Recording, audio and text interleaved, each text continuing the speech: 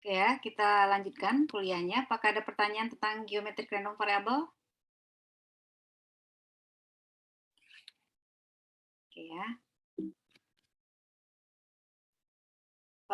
Saya nggak bahas dulu ya soal-soalnya karena uh, itu PR kan diumumkan hari ini. Jadi saya mau cover kelima-limanya dulu hari ini. Kalau misalnya nanti kita balik lagi ke sini ya. Jadi kita kan bahas yang keempat ya. Jadi udah bahas kita udah bahas Bernoulli ya. Bernoulli, kemudian binomial, kemudian yang barusan geometrik, kita akan bahas yang keempat, namanya hyper geometrik random variable. Ya, jadi kalau hypergeometrik ini dia terutama beda-beda tipisnya sama binomial. Nah, kenapa? Sekarang coba diperhatikan. Jadi misalnya nih ya situasinya kita punya misalnya dalam sebuah kotak itu ada n item gitu ya. Biasanya seperti itu ada n item. Kemudian itu kita bisa bedakan atas dua aja gitu, yang spesial sama nggak spesial. Atau biasanya kalau di soal sih ini ada bola merah, ada bola biru, yang kayak gitulah biasanya settingannya ya. Oke, sebenarnya pokoknya ada suatu collection, kemudian kita bisa bagi dua gitu, yang A sama yang B atau A sama komplement A gitu ya. Kemudian kita akan pilih di antara n item itu, kita pilih secara acak. Nah, dengan proporsi dari yang spesial tadi adalah R per N. Jadi R ini jumlah yang spesial. Spesial tergantung soal kita lagi tertarik dengan peluang apa gitu ya. Jadi kalau saya tertarik dengan misalnya isi kotaknya bola merah, bola biru, berarti kalau ditanya itu peluang terambilnya bola biru, berarti spesial itemnya ya jumlah bola biru gitu ya di dalam kotak itu, gitu aja ya. Jadi ini tergantung pertanyaannya apa, lagi nanyain apa, maka R-nya akan disesuaikan ke sana. Jadi peluang proportionnya dia di sana kan bisa dianggap sebagai peluang juga ya. Jadi peluangnya adalah R per N. Gitu ya. R itu, sorry. Jadi R itu jumlah yang spesial itu dibagi dengan totalnya gitu ya. Proporsinya ya. Nah, yang membedakan kejadian yang akan kita modelkan sebagai hypergeometrik ini adalah pengambilannya itu tanpa gimana ya pengambilan? Ya, pengambilannya tanpa pengembalian ya. Oke, pengambilan tanpa pengembalian mirip banget ya pengembalian. Ya, jadi kalau kejadiannya adalah kita nggak balikin, setelah kita ambil terus nggak kita balikin, kita ambil lagi selanjutnya. Nah, yang apa nih akibatnya kalau nggak dibalikin tuh peluang suksesnya sama apa enggak? Kira-kira? Beda. Beda ya. Nah, jadi ini nih yang bikin dia beda sama binomial. Sebenarnya dia mirip sama binomial dalam hal definisi ya. Pertama ya binomial itu kan gini ya, binomial ada totalnya berapa atau percobaan gitu ya. Total ngambilnya berapa, kemudian peluang peluang sukses untuk setiap pengambilan itu sama gitu ya. Nah, kalau misalnya kejadiannya sampai nggak sama gara-gara without replacement, maka dalam hal ini kita akan pakai hyper geometrik ini. Itu sebenarnya ya, bedanya dengan binomial adalah untuk hypergeometrik tidak terpenuhi asumsi peluang suksesnya sama. Nah, kalau udah seperti itu, kita akan modelkan sebagai hypergeometric random variable. Nah, si hypergeometrik ini dia parameternya ada 3 nih ya. Nah, ini urutannya sih suka ini ya, kalau saya suka lupa. Pokoknya ini yang pertama ada total ininya. Total ada berapa benda di dalam kotak itu gitu ya. Oke. Kemudian N adalah total pengambilannya. Jadi N yang di sini mirip dengan binomial itu total percobaan. Kan pengambilan itu bisa dengan percobaan ya. Kita ngambilnya berapa kali gitu. Itu kan semua kali percobaannya berapa kali gitu ya. Oke. Nah, kemudian ini ada R. R itu adalah yang benda yang lagi menjadi interest kita itu ada berapa gitu di antara yang N besar ini. Jadi sebenarnya ini ya, saya tulisin ya. N, R, N. Sebenarnya ini mirip-mirip. Sebenarnya ini ya, P ini bisa didapatkan dari ini. Jadi kalau kalian mau membandingkannya, ini sebenarnya Rn ini diperluas dari P ya, di mana ini kan P adalah sama dengan R per N. Nah, itu kira-kira. Jadi hypergeometrik ini adalah varian sebenarnya dari, ya bukan varian binomial sih, karena di binomial tuh nggak boleh peluangnya beda, maka kita bikin random variable yang boleh beda peluang suksesnya. Nah, makanya dia bernamalah dia hypergeometrik begitu. Bisa dipahami sekarang hypergeometrik itu, jadi yang lain-lain sama tuh dengan binomial. Pasti bunyi-bunyi X itu adalah cuma kalau binomial tuh biasanya bunyinya itu jumlah sukses gitu ya. Jumlah sukses dari total N percobaan ya. Nah, kalau ini katakanlah X itu binomial, Y itu hypergeometrik, maka Y itu bunyinya biasanya adalah jumlah terambilnya gitu ya. Jumlah terambil terpilihnya gitu. Jumlah terambilnya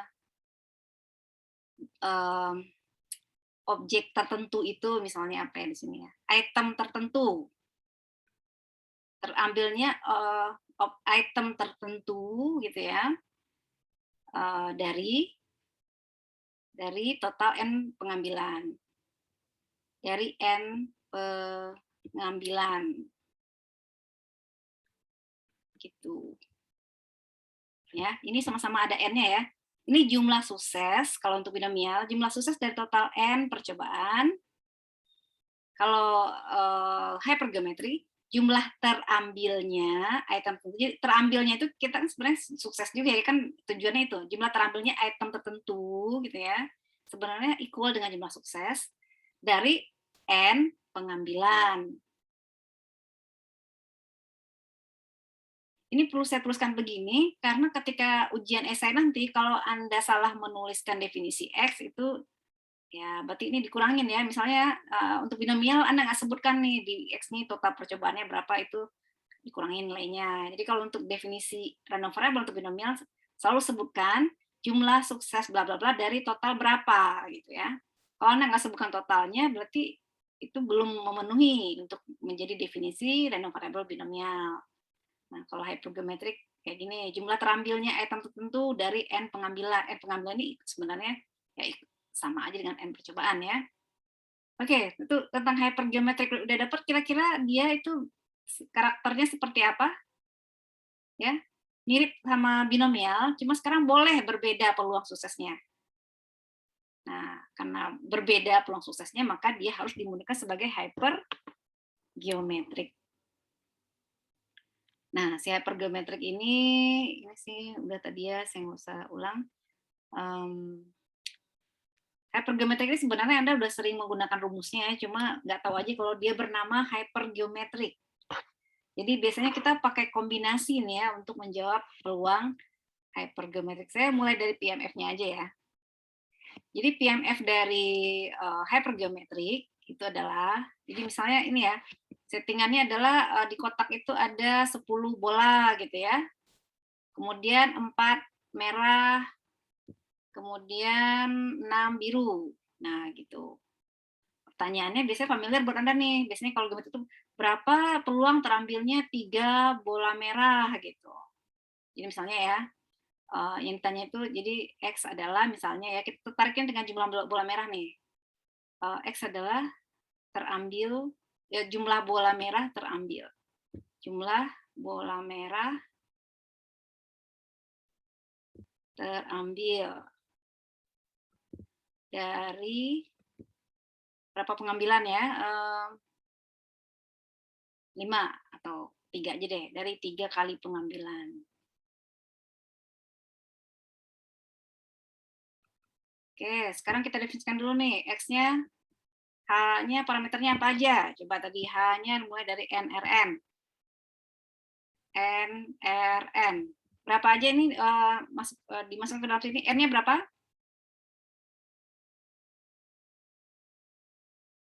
Halo? 3, Bu. 3 ya. R? R-nya 4. 4. ya. Sorry, yang terakhir berapa? N besar? 10. 10 ya. Oke. Nah, Anda juga sebelum belajar hypergeometrik udah pasti bisa jawab pertanyaan ini kan? Ini pasti jawabannya gini kan, pakai kombinasi ya. Kita tahu total caranya berapa ini? Mengambil bola merah dari total mengambil berapa? Tiga kali pengambilan dari total 10 bola. Ada berapa ini sampel space-nya ukurannya berapa? 10. 10. 3. Ya. Oke, kemudian untuk menjawab ini, bagaimana tentang bola merah kombinasi berapa ke berapa? 4, 3. 3 ya. Oke, 4, 3. Tergantung sih, ini masih variabel kan? Pertanyaannya belum Iya, benar. ya. Oke, belum tahu kan berapa. Jadi kemudian sisanya di sini berarti bola biru 6 ya. Nah, ini berarti 6 di bawahnya tentu apa nih? 10 kurang berapa? 10 Kalau 3 semua jadinya ya. Nah, gitu kan sebenarnya tanpa Anda belajar hypergeometrik sebenarnya Anda udah bisa jawab nih soal ini. Makanya saya katakan hypergeometrik itu sebenarnya bukan hal yang ini bukan rumus baru buat Anda, tapi sekarang Anda tahu itu namanya rumus hypergeometrik. Nah, ini rumusnya. Ini sebenarnya Anda nggak tahu rumusnya juga bisa jawab ya. Jadi untuk misalnya kita mau tahu peluang X sama dengan X kecil, itu sama dengan bawahnya dulu nih. Pembaginya adalah N besar dibagi N. N ini adalah total collection yang ada di sana, di kotak itu. Kemudian di kombinasi N kecil adalah total pengambilannya. Ya, ini nih. Kemudian di atas bagian pembilang, yang pertama yang terkait dengan, kita tariknya kan dengan bola merah ya. Dia ada berapa cara sih ngambil bola merah? Total bola merah itu ada R, kemudian pengambilannya sebanyak X, kemudian ya yang di sini tengah sisanya gitu ya. Jadi ini kan tadi yang biru ada 6, kemudian apa namanya? Terambilnya berapa ya? Tentu di sini N dikurang X, seperti itu kira-kira. Gimana? Makanya hypergeometrik ini sebenarnya Anda jadi tahu aja sekarang namanya hypergeometrik ya. Sebenarnya sebelumnya sih udah sering ya pakai rumus ini. Oke, apakah ada pertanyaan untuk PMF-nya hypergeometrik? Jadi ingat ya, dia ada karena ada larangan di binomial untuk peluang sukses yang tidak sama. Jadi binomial itu harus peluang sukses setiap percobaan sama. Itu baru boleh dilabeli sebagai random variable binomial. Nah, kalau nggak memenuhi syarat gimana? Ya itu harus dijadiin hypergeometrik. Gitu. Kecuali seperti yang dibahas tadi ya, yang ditanyakan Samuel gitu. Ini sebenarnya kan hypergeometrik, tapi kenapa diasumsikan geometrik atau binomial ya? Tadi dengan asumsi kita peluangnya itu udah sangat kecil ya selisihnya, jadi dianggap sama. Gitu. Oke, sekarang kita bahas rata-ratanya, rata-rata dari hypergeometric random variable. Nah ini juga kalian dapat langsung aja ya shortcutnya ini. Apa namanya, kita nggak bahas datang dari mana. Jadi sebenarnya mirip sih, kalau binomial itu N kali P kan ya, ini kan binomial itu NP, rata-ratanya adalah N kali P gitu ya. Misalnya ini ya, X sama dengan binomial, maka EX sama dengan N kali P. Kemudian kalau Y itu adalah hypergeometric NRN gitu ya, maka rata-ratanya adalah ini, N dikali P juga sebenarnya cuma P-nya kita uraikan jadi R per N gitu ya. Jadi dapat seperti ini.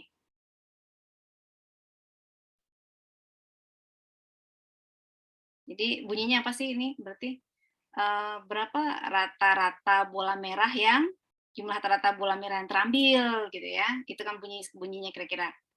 Secara rata-rata berapa sih jumlah bola merah akan terambil jika kita ngambilnya berapa kali gitu ya. Itu. Kemudian ini variansinya saya nggak bahas terlalu panjang rumusnya, ini jangan ditanyain sih. Tapi kalian catat aja ya. Ini rumus variansi dari hypergeometry. Gitu ya. Jadi kita udah membahas 4 random variable yang keempat ya. Ada pertanyaan untuk yang keempat ini, harusnya yang keempat ini kalian sudah dapat ya, nggak baru-baru banget. Kalau yang ini memang baru, binomial itu baru buat kalian, geometrik itu baru ya, tapi kalau ini harusnya nggak baru. Oke, ini saya skip dulu. Kita akan membahas sebelum bahas yang kelima. Nah, ini ya. Tadi kan saya bilang binomial sama hypergeometrik itu kan saudara ya, beda-beda dikit. Nah, makanya di sini dikatakan ya, kita bisa melakukan aproksimasi ya. Jadi misalnya gini, jadi kalau n-nya ini kita gini, hypergeometrik itu kita aproksimasi menggunakan rumus binomial gitu. Jadi aslinya dia hypergeometrik. Tapi kalau misalnya kalau kita pakai rumus hypergeometrik itu kok kayaknya susah gitu ya. Jadi kita bisa aproksimasi dengan rumus binomial. Nah, ini kayak yang contoh tadi lagi ya, masukin password tadi ya. Coba-coba masukin password, coba pertama, kedua, dan seterusnya. Itu kan kemungkinan passwordnya tuh gede banget ya, n-nya itu besar sekali. Sehingga kita bisa nanti kalau ditanya tentang terkait dengan peluangnya itu kita nggak usah pakai hypergeometrik, kita pakai aja binomial ya. Jadi ini contohnya jika n-nya itu besar sekali ya, maka kita bisa melakukan binomial random variable sebagai aproksimasi untuk hypergeometrik. Dengan asumsi kita jadikan p-nya peluang sukses adalah r per n. Sehingga rata-ratanya menjadi n dikali p gitu ya, variansinya menjadi seperti ini dan seterusnya. Ini kenapa sih perlu diaproksimasi? Karena nanti kalian bayangin ya, kalau kita pakai kombinasi gitu ya, kalau kombinasi misalnya 10.000 aja gitu, 10.000 kemudian 10 gitu, itu angkanya kan kadang-kadang udah kalkulatornya udah nggak sanggup gitu ya. Nah, nanti di ujian kalian nggak bisa bilang, ini nggak ada lagi di kalkulator, nggak bisa. Kalau kalian ketemu situasi seperti itu, kalian pikirkan, oh berarti ini nggak, kita aproksimasi aja dengan binomial, gitu. Jadi rumusnya jadi lebih sederhana gitu. Ya, itu idenya ya. Kenapa perlu ada rumus aproksimasi? Ini karena rumus kombinasi yang ada pada hypergeometri ini kadang-kadang tuh bikin perhitungannya susah gitu. Tapi dengan sifatnya tadi saya katakan tadi, kalau untuk n besar sebenarnya dia beda-beda tipis sebenarnya angka peluangnya antara binomial dan hypergeometrik. Oke, jadi kalian telah berkenalan dengan aproksimasi yang pertama. Si hypergeometrik kita aproksimasi menggunakan rumus binomial dengan syarat n-nya itu besar banget dibanding n kecilnya. Jadi misalnya jumlah n-nya itu misalnya 10.000, terus ngambilnya cuma 3, 4 gitu ya, itu kan jauh banget ya. Maka kita bisa lakukan aproksimasi dengan binomial. Ya, ini contoh aproksimasi ya. Misalnya pada kenyataannya dia adalah hypergeometrik dengan settingan begini. Total collection-nya 100, kemudian jumlah yang spesifik tadi saya tertarik dengan bola merah kah, bola biru kah, atau pria atau wanita gitu ya. Itu 30, kemudian n-nya sama dengan 4. Ini walaupun 4 sama 100 itu sebenarnya nggak terlalu beda, tapi sebenarnya itu akan bikin repot juga. Jadi ini dianggap ya, antara 100 sama 4 itu udah lumayan besar ini perbedaannya.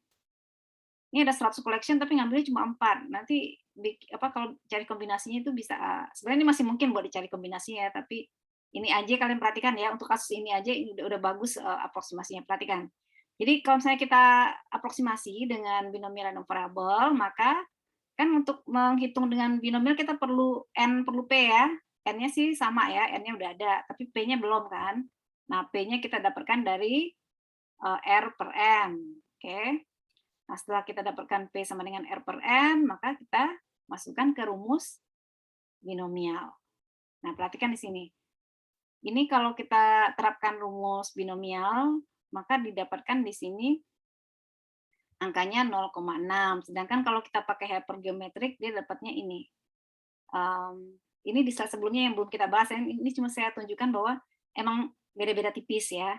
Kita mau pakai rumus binomial dapatnya 0,65, kalau pakai hypergeometrik 0,65, padahal cuma antara 100 sama 4 aja. Apalagi kalau misalnya n-nya tuh 1.000 gitu atau 1.000.000 dibandingin yang n-nya kecil, nah itu emang sebaiknya pakai binomial aja ya.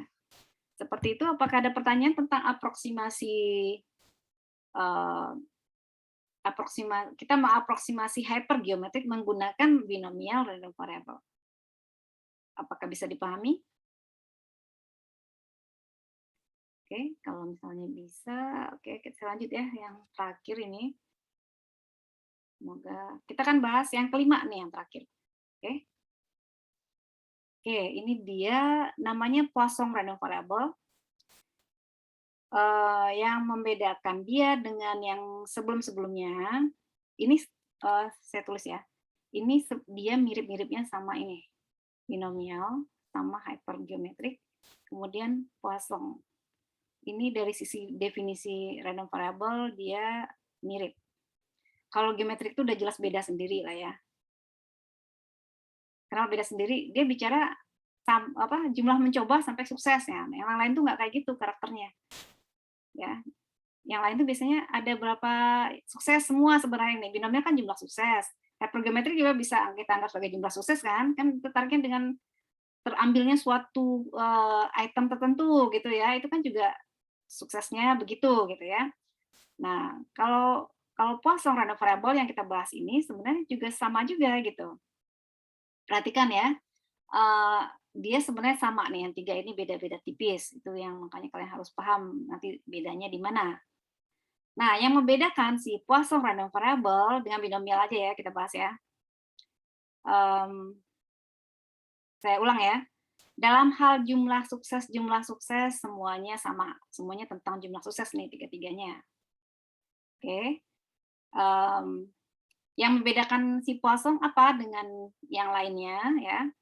Yang membedakan dia adalah intervalnya ya. Kalau binomial kan ada batasan n percobaan gitu ya. Oke. Hypergeometrik juga gitu kan? Ada n pengambilan kan ya? N pengambilan. Nah, kalau si Poisson random variable itu n-nya itu udah mendekati tak hingga gitu. Ya, bukannya nggak diketahui, tapi itu n-nya itu besar banget sehingga udah dianggap continuous gitu ya. Oke.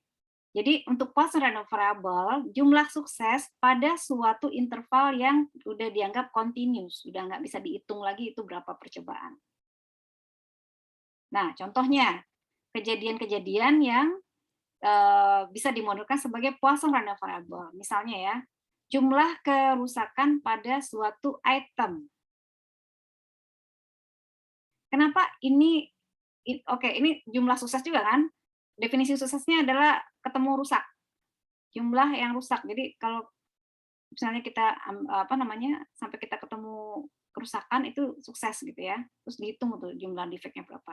Kenapa ini bisa dikatakan sebagai total percobaannya continuous atau nggak bisa sangat banyak sekali total percobaannya. Ada yang mau mencoba menjawab?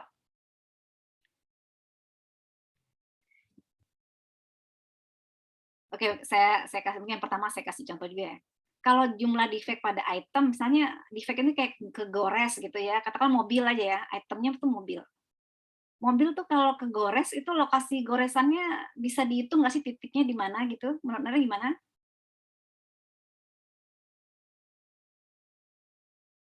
Itu mobil sih terlalu gede ya, yang kecil-kecil aja deh pokoknya itu sudah kayak suatu area gitu ya, itu defect-nya di mana, titik ini, dan seterusnya. Jadi begitu banyak kemungkinan kan, jadi ini total percobaannya kita anggap udah infinite gitu ya.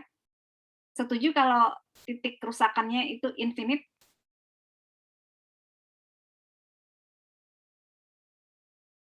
Ya, jadi itu situasinya.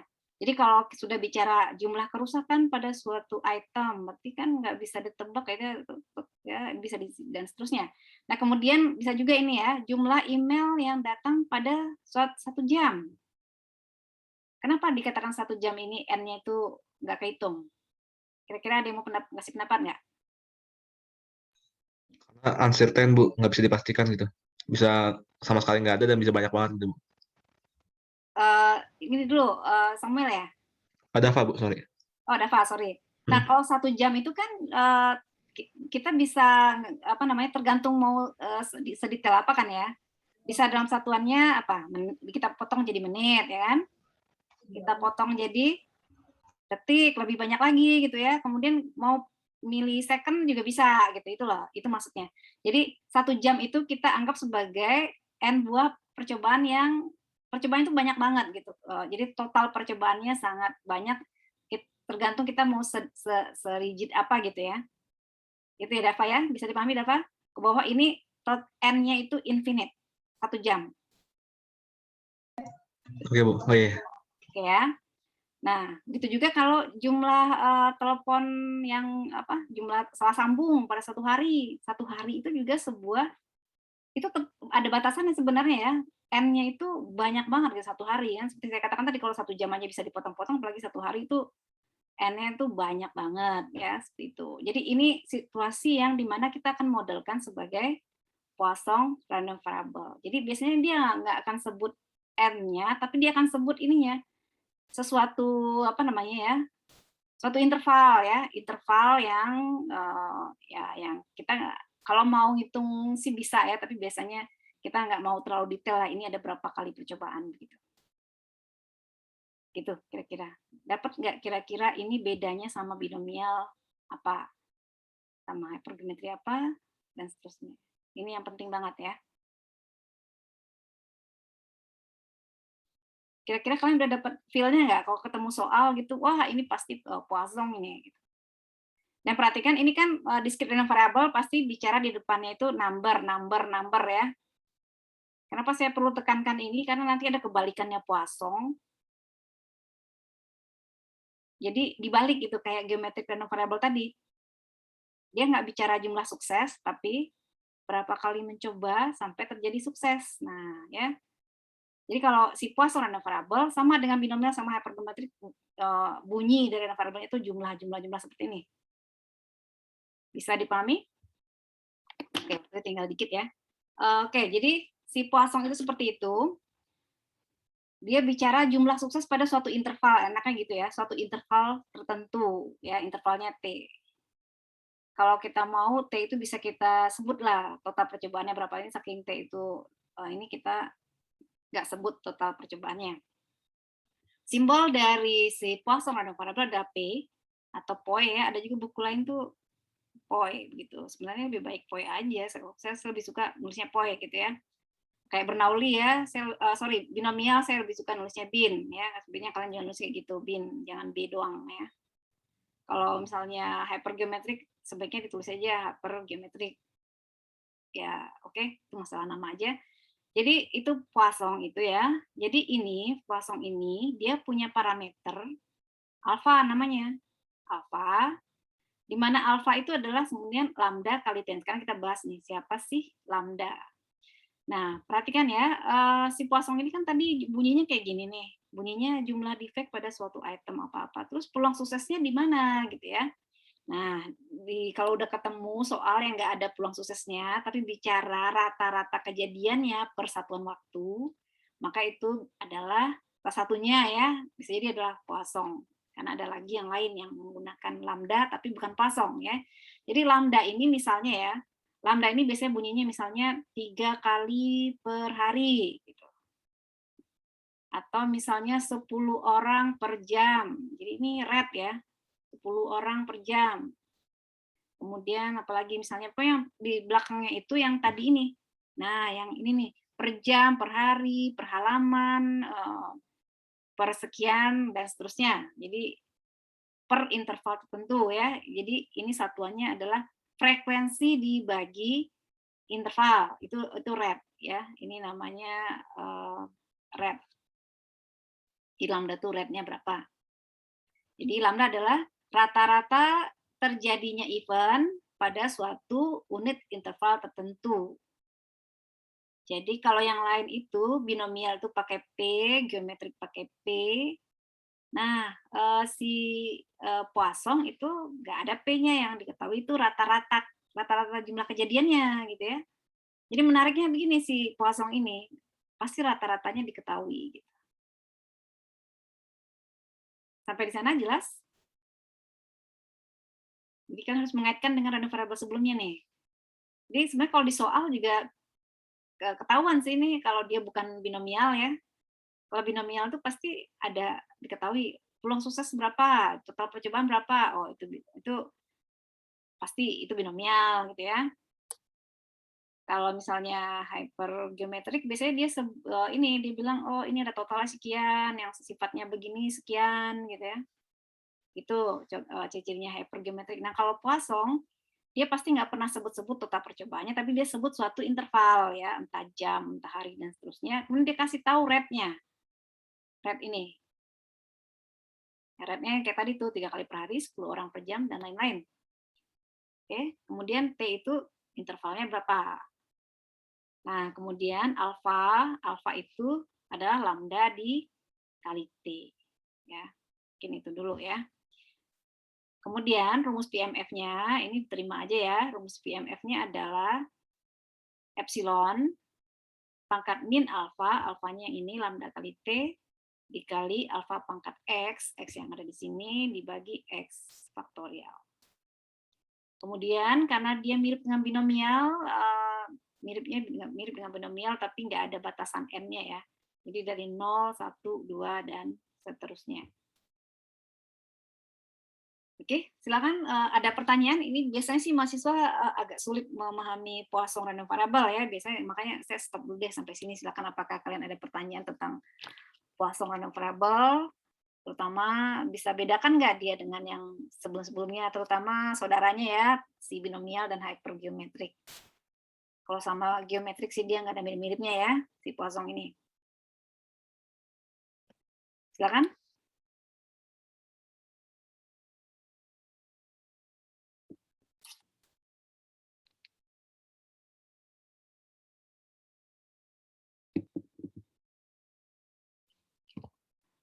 Kalau soalnya masih discrete random variable sih biasanya kalian nggak akan bingung ya ketemu soal, oh ini pasti Poisson. Nanti yang bikin bingungnya adalah ketemu ini varian yang mirip dengan dia tapi bukan discrete tapi continuous gitu ya. Nanti namanya itu adalah eksponensial random variable. Nanti kita bahas minggu depan ya. Oke. Kalau tidak ada pertanyaan, nah jadi perhatikan untuk si Poisson random variable. Nah, ini yang enaknya adalah ini nggak kelihatan ya. Masih kok hilang. Oke. Untuk Poisson random variable rata-ratanya itu sama dengan parameternya. Jadi enak banget deh. Jadi kalau Poisson random variable ini rata-ratanya berapa? Yaitu yang di parameternya ini, itu si alfa. Ini nggak usah dicari lagi gitu ya. Kemudian variansinya sama juga dengan rata-ratanya, yaitu si alfa juga gitu ya. Oke, yaitu lambda kali T. Jadi kalau soal tentang Poisson random variable jarang-jarang sih ditanya rata-ratanya berapa, rata-ratanya diketahui gitu ya. Ya kecuali iseng gitu ya. Ini Poisson random variable rate-nya ini rata-ratanya berapa ya? Berarti itu soalnya lagi nguji aja, kalian tahu nggak kalau rata-ratanya sama dengan parameternya gitu. Diketahui di situ ya.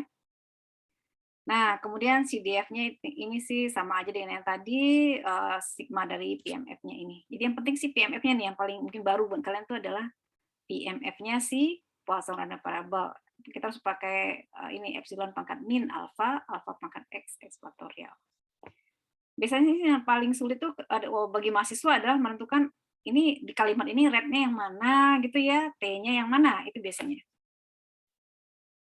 Kita lihat perbedaan dulu ya antara Poisson dan binomial. Sebenarnya dia paling ini sama binomial ya, paling mirip-mirip, beda-beda tipis.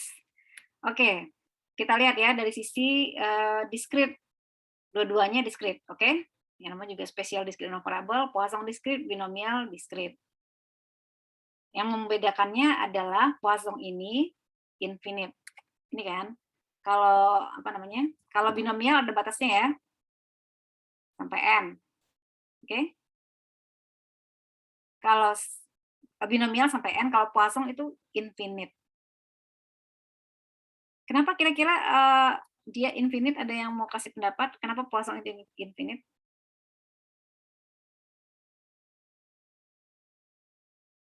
Total percobaannya gimana? Kalau binomial total percobaannya tertentu kan ya? Jadi dia ada batasnya gitu ya, jumlah suksesnya tentu sebanyak-banyaknya sebanyak total percobaannya. Sedangkan kalau Poisson kan total percobaannya infinite ya, jumlah suksesnya juga ikut-ikutan infinite, oke? Nah, kemudian kalau di binomial itu yang kita bilang kesempatan itu ya ketika kita misalnya kalau lempar koin ya ketika melempar koin itu yang disebut dengan kejadiannya gitu ya. Jadi kalau untuk Poisson random variable itu tidak ada, kalian nggak bisa membayangkan percobaannya itu tertentu gitu karena saking tadi ya, jumlah kayak gini ya, kayak misalnya tadi dalam 1 jam gitu kan ya. Jadi kita menganggapnya ini saking banyaknya percobaannya itu kita nggak bisa bilang pada percobaan tertentu gitu ya. Sebenarnya ada percobaan pada detik ke-1, percobaan ke detik kedua dan seterusnya dan seterusnya. Itu maksudnya di sini nggak ada special opportunities ya. Jadi di kalimat itu nggak akan bilang berapa peluangnya bahwa akan ada yang datang dari jam ke-1, jam kedua itu nggak ada di Poisson Random Variable, gitu aja. Kemudian mengenai independen, setiap trial itu independen, ya. Di Poisson juga sebenarnya diasumsikan seperti itu ya. Sebenarnya sama. Tapi karena kita udah bicara dalam konteks yang lebih luas, maka trialnya itu dianggap diganti kata-kata percobaan dengan terjadi. Gitu. Terjadikah atau tidak? Ya mungkin nanti minggu depan saya akan bahas lebih lanjut ya biar kalian nggak pusing. Itu dulu tentang Poisson Random Variable biar kalian udah bisa mengerjakan PR ya. Jam 10 ini paling telat udah akan diumumkan di Skele ya PR 3 dan semuanya mencakup kelima discrete random variable ini. Silakan apakah ada pertanyaan sebelum kuliahnya saya tutup? Silakan.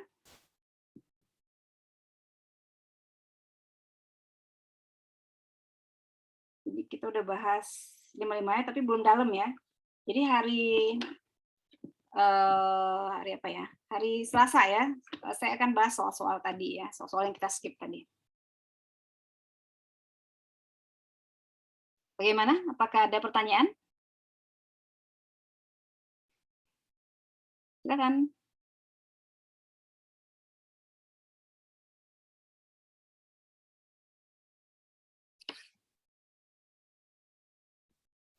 Oke, ini contoh ini ya, contoh soal yang untuk Poisson ya. Saya disebutkan di sini. Perhatikan soalnya ya. Misalnya rata-rata terjadinya kecelakaan dalam 1 minggu. Nah, perhatikan nih kalimatnya ya. Karena soalnya bilangnya udah langsung rata-rata aja nih, rata-rata jumlah kecelakaan 1 minggu pada suatu jalan itu adalah 3. Berarti ada 3 kali kecelakaan per minggu secara rata-rata. Nah, kalian nggak ketemu kalimat-kalimat seperti ini pastinya di soal-soal binomial, nggak ada kalau kata-kata begini ya. Jadi kemudian ditanyakan, hitunglah peluang bahwa dengan diketahui rata-ratanya 3 kecelakaan per minggu, berapa peluangnya paling tidak gitu ya, paling sedikit 1 minggu ini. Gitu. Ya, jadi lihat apa yang diketahui di soal ini. Di soal ini nggak ada mengatakan dari sekian kali mencoba ada berapa kali ini berhasil gitu nggak ada ya. Jadi langsung kasih tahu rata-ratanya ya.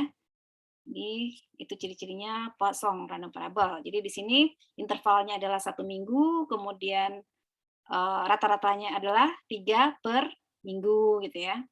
Sehingga kita bisa modelkan si Poisson Random Variable dengan parameter lambda T. Lambdanya adalah 3 kecelakaan per minggu dikali 1 minggu, jadi T3. Oke. Kemudian jadi rata-ratanya atau alfanya sama dengan lambda kali T sama dengan 3. Oke. Nah, kemudian yang ditanya adalah peluang paling sedikit ada 1 kecelakaan. Jadi ini bisa dijawab dengan peluang X besar sama dengan 1 dikurang peluang X sama dengan 0. Kemudian kita gunakan rumus PMF-nya Poisson, nanti dapat jawabannya seperti ini. Ya, mudah-mudahan kalian dapat bayangan 5 spesial random variable ini seperti apa sifatnya.